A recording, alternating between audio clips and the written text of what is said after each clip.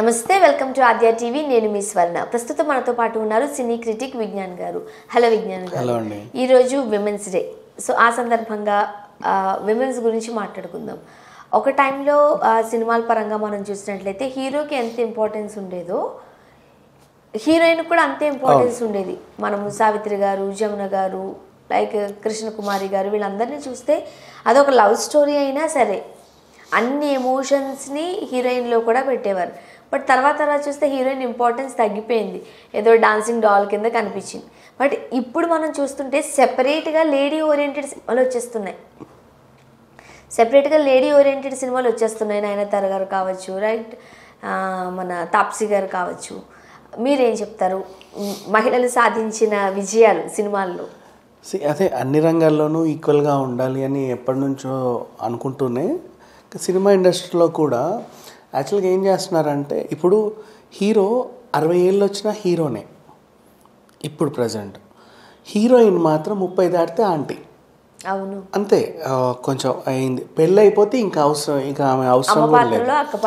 ఆ తర్వాత ఏదో రకంగా వస్తుంది. ఆయన స్టిల్ హీరోగానే కొనసాగుతూ ఉంటారు. అట్లా మనం చాలామందిని చూసాం కూడా.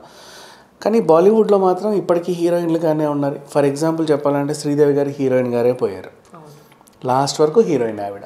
సో అట్లా కూడా కొంతమంది ఉంటారు. ఏదేమైనప్పటికీ నెక్స్ట్ హీరో సెంట్రిక్ సినిమాలు వచ్చిన తర్వాత, స్టార్ ఇమేజ్ అనేది ఒకటి వచ్చిన తర్వాత మొత్తం హీరోల చుట్టే కథలు నడవడం అనమాట. ఫస్ట్ హీరోని అనుకోవాలి. సినిమా తీయాలంటే ఏ హీరోతో అంటారే తప్పితే ఏ హీరోయిన్తో అని అనరు. పలానా హీరో సినిమా అంట, హీరోయిన్ ఎవరు చేస్తున్నారు, అమ్మాయినా, అంతే అలా జస్ట్. ఆ తర్వాత ఈవెన్ మీనా గారు, సౌందర్య గారు, ఆ నగ్మ గారు ఉన్న ఆ టైం వరకు కూడా, రమ్యకృష్ణ గారు ఆ టైం వరకు కూడా ఈక్వల్ రోలే ఉండే హీరోయిన్స్కి. అంతెందుకు నెక్స్ట్ జనరేషన్ స్టార్టింగ్లో కూడా ఈక్వల్ రోలే ఉండే. ఇప్పుడు ఫర్ ఎగ్జాంపుల్ బన్నీ వాళ్ళ హ్యాపీ సినిమా చూసుకో, సిద్ధార్థ బొమ్మరిల్లు చూసుకో, ఏవైనా మనం చూసుకుంటే నువ్వే కావాలి, కానీ నేను, ఇవన్నీ కూడా హీరోయిన్ రోల్స్ ఇంపార్టెంట్గానే ఉండేవి. హీరోతోనే హీరోయిన్తోనే హీరోలాగా. అవును, వాళ్ళిద్దరు ఇష్టపడ్డారు, కొన్ని సినిమాలు ఒకరికొకరు, ఇలా బేసిక్గా. ఆ తర్వాత స్టార్ ఇమేజ్కే ఎక్కువ ఇంపార్టెన్స్ ఇచ్చి ఓవరాల్గా సినిమాలన్నీ హీరో ఇక వీళ్ళు జస్ట్ రావడం, 2-3 పాటలకి గెంతడం, వెళ్ళడం. ఆ తర్వాత కాలంలో కూడా ఆ 2-3 పాటలను ఎవరికి ఇచ్చారు? ఒక ఐటమ్ సాంగ్, ఒక హీరో బరువు సాంగ్, ఒక మౌంటేజ్ సాంగ్ ఉంటే ఆమెకు పాపం 1-2 డ్యూయెట్లు పడేవి, అంతే. ఆ తర్వాత కాలంలో కూడా ఇక వీళ్ళని ఎందుకు, ఆ డ్యూయెట్లు కూడా ఎందుకు, మా సినిమాలలో నువ్వే ఐటమ్ సాంగ్ వేస్తే అయిపోతుంది కదా అని హీరోయిన్ డైరెక్ట్ ఐటమ్ సాంగ్ చేసేసారు. ఇక ఎప్పుడైతే ఓటీటీ కల్చర్ ఇవన్నీ వచ్చాయో, కరోనా టైము, ఇంకా అంతకుముందు కూడా, అండ్ ఒకంత ఫర్ ఎగ్జాంపుల్ మారుతి గారి ప్రేమ కథ చిత్రం తర్వాత కొంచెం మార్పు వచ్చిందని చెప్పుకోవాలి. రజనీకాంత్ గారి చంద్రముఖి తర్వాత అంటే ఏమొచ్చిందంటే, వీళ్ళు దయ్యాన్ని చూపించేలాగా, దయ్య పాత్రలు అంటే కంపల్సరీ ఒక అమ్మాయి ఉంటేనే అది పండుద్ది. అబ్బాయి దయ్యం అంటే చాలా రేర్. అబ్బాయిలకి సైకోలు, కిల్లర్లు ఇలా ఇచ్చేవాళ్ళు. దయ్యం అంటే అమ్మాయి జుట్టిలో పోసుకొని తెలిసినట్టు అలా నడుస్తూ ఉంటే చాలు వాళ్ళకి, అమ్మో దయ్యం, ఆ రకంగా ఉండేది. అప్పుడు కాస్త లేడీ అంటే టైటిల్ కూడా అలాగే పెట్టి ప్రేమ కథా చిత్రం ఇట్లాంటివి పెట్టేసరికి హర్రర్ కామెడీ సినిమాలు ఎక్కువ వచ్చాయి. హర్రర్ కామెడీ సినిమాలు ఎక్కువ వచ్చినా అందులో దయ్యం హీరోయినే. ఆ తర్వాత హీరోయిన్ మంచి నోన్ ఫేస్ ఉంటే ఇంకా బాగుంటుంది కదా అనే థాట్లు. అప్పుడు కొంచెం ఈ పెళ్ళైపోయిన ఫేడ్ అవుట్ అయిన హీరోయిన్స్ ఎవరైతే ఉంటారో వాళ్ళని తీసుకొచ్చి అందులో ఇవ్వడం మొదలుపెట్టారు.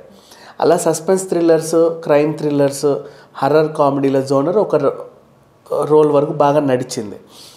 ఆ తర్వాత ఈ హీరోయిన్ ఎందుకు దయ్యమే అవ్వాలి, ఎందుకు ఇలాగే అవ్వాలి, ఎందుకు సైకో అవ్వకూడదు, ఇంకా రకరకాలుగా అవ్వచ్చు కదా అని చెప్పేసి అట్లా తర్వాత మంచి సినిమాలు, హీరోకి సమానంగా లాంటి సినిమాలు లైక్ యశోద అలా తీయడం స్టార్ట్ చేశారు. అంటే ఏదేమైనా ఒక దగ్గర చిన్న మార్పు వస్తే దాన్ని అటు డెవలప్ అయ్యి మళ్ళీ ఇలా వచ్చింది. ఈ రకంగా ఈ చిన్న క్రెడిట్ నేను వీళ్ళకి, మన చంద్రముఖికి అండ్ ప్రేమ కథ చిత్రానికే ఇస్తా. ప్రేమ కథ చిత్రం వల్ల హర్రర్ కామెడీ జోనర్ డెవలప్ అయ్యి ఒకానొక టైంలో హర్రర్ కామెడీ అంటేనే విరక్తి కలిగేలాగా అందరూ సినిమాలు తీస్తారు. ఆ దయ్యాలను చూసినా కూడా పిచ్చిగా ఉండేది, పోస్టర్లో ఇట్లా ఉండేవాళ్ళు. శ్రీనివాస్ రెడ్డి గారు అంజలి గారి కాంబినేషన్ లో కూడా ఒక సినిమా వచ్చింది కదా.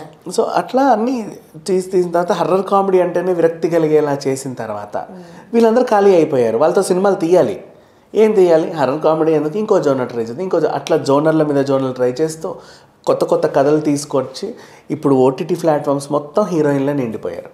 ఒక వెబ్ సిరీస్లో ఏం తీసుకున్నా మంచి హీరోయిన్లే నిండిపోయారు.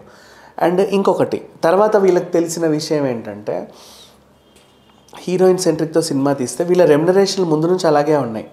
బాగా అంటే 2 కోట్లు 3 కోట్లు, లేదు అంటే లక్షల్లోనే వచ్చేస్తారు చాలామంది.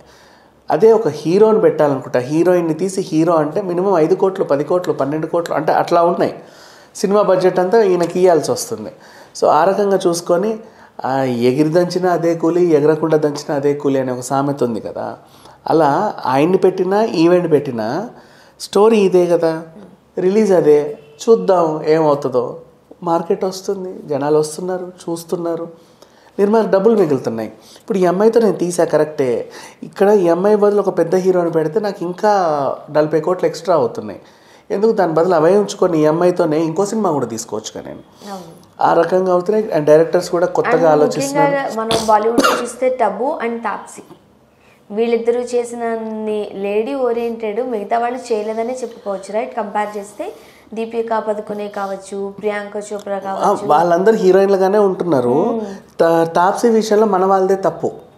ఎందుకంటే ఏ స్టేజ్లో అయితే సినిమా లైక్ హీరో సెంట్రిక్తో ఆడే కాలంలో వచ్చిన హీరోయిన్స్ వీళ్ళు పాపం. తర్వాత వీళ్ళకి ఏమైంది, వీళ్ళని సరిగా వాడుకోవాలా. ఒక పాటకి గెంతు, అబ్బాయిని కాసేపు చూసి నవ్వు, అటెళ్ళు ఇటెళ్ళు, ఇంతే, ఇవే ఉండేవి. ఆ తర్వాత అలా ఉండేసరికి వీళ్ళు ఏం చేశారు, వాళ్ళకి ఇంకేదో కావాలి, ఏదో చేయాలన్న ఒక ఆతృత. యాక్చువల్గా బాలీవుడ్కి వెళ్ళి లేడీ ఓరియంటెడ్ మూవీస్ చేసి అక్కడ ఎంత పెద్ద పేరు తెచ్చుకోవడం అనేది కాస్త కష్టమైన విషయమే.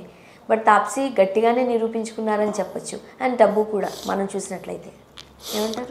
తాప్సీ, టబు అండ్ ఇంకా ఎంతమంది పేర్లైనా చెప్పొచ్చు చెప్పాలనుకుంటే. అంటే ఇక్కడ నుంచి వెళ్ళిన తర్వాత మధ్యలో శ్రీవిద్య అనే అమ్మాయి వచ్చింది. ఆమెను కూడా ఇక్కడ సినిమాలు దిగి పక్క రాష్ట్రంకి వెళ్ళి అక్కడ బాగా డెవలప్ అవుతుంది. ప్రణీతను కూడా ఇక్కడ పక్క రాష్ట్రంకి వెళ్ళి డెవలప్ అయింది. నెక్స్ట్ ఆ రకంగా చూసుకుంటే చాలామంది మనం ఉపయోగించుకోవాలి. మళ్ళీ ఇప్పుడు వాళ్ళందరూ అవసరం పడింది వీళ్ళకి. ఎందుకు ఎప్పుడైతే లేడీ ఓరియంటెడ్ సినిమాలు ఇవన్నీ వస్తున్నాయో ఆ రకంగా వాళ్ళు అవసరం పడింది. ఏదేమైనప్పటికీ ఇండస్ట్రీలో మళ్ళీ ఇక్కడ నుంచి అంటే హీరోయిజం పోయి హీరోయినిజమే వస్తుంది అనే దానికి మాత్రం సంకేతాలు ఉన్నాయి. ఆల్రెడీ ఇప్పుడు యశోద అమ్మాయి మీద 100 కోట్లు పెట్టారు. యశోద సూపర్ డూపర్ హిట్ అయింది. ఇప్పుడు శాకుంతలం కూడా హిట్ అయితే సో ఆ తరహాలో మనం మరిన్ని కథలు చూడొచ్చు లేడీ ఓరియంటెడ్తో, రైట్? అవును, చేయొచ్చు. ఎందుకంటే వీళ్ళు 20-30 కోట్లతో తీస్తున్నారు, 100 కోట్లు తెస్తున్నారు హీరోయిన్లు కూడా. చూసాం కదా యశోదతో. ఆ విధంగా చూస్తే యశోద ఏంటి అంతమంది బాగ్మతి కూడా తెచ్చింది చాలా డబ్బులు. అలా బాగ్మతిలో మనకు అసలు హీరోయిన్ ఎక్కడ కనిపించరు, ఓన్లీ హీరోయిన్ అనుష్క గారు మాత్రమే కనిపిస్తారు. అనుష్క గారి టాపిక్ వచ్చింది కాబట్టి చెప్తున్నా. ఎప్పుడైతే అరుంధతి స్టార్ట్ అయిందో అరుంధతి నుంచి కూడా ఇవన్నీ బాగా ఇదయ్యాయని చెప్పుకోవచ్చు లేడీ ఓరియంటెడ్ సినిమాలకి. హీరోయిన్తో కూడా మేము సినిమాలు చేయొచ్చు అని చెప్పి తీసిన తర్వాత ఇక ఆమెనే వరుసపెట్టి పంచాక్షరి అది ఇది అని చెప్పేసి కూడా మధ్యలో కొన్ని సినిమాలు పాడు చేశారు. సరే, ఏదేమైనప్పటికీ కూడా ఇప్పటికైతే స్టార్ ఇమేజ్ కాపాడుకుంటుంది. ఇక ఒకప్పుడు విజయశాంతి గారు, అప్పట్లో శారద గారు ఇట్లా పోలీస్ వేషాలు వేసి ఫైట్లు ఇట్లా అన్నీ చేసేవాళ్ళు. అలా తర్వాత ఇప్పుడు మళ్ళీ హీరోయిన్ సెంట్రిక్ సినిమాలు బాగా వస్తున్నాయి. ఏదేమైనా ఈ ఉమెన్స్ డే నుంచి నెక్స్ట్ ఉమెన్స్ డే లోపు అయితే మాత్రం నాకు తెలిసి ఇండస్ట్రీలో 100 కోట్ల సినిమాలు హీరోయిన్లు కూడా తీయగలరని ప్రూవ్ చేసేలాగా ఉంటుందేమో అని ఆశాభావం వ్యక్తం. Thank you so much. Thank you.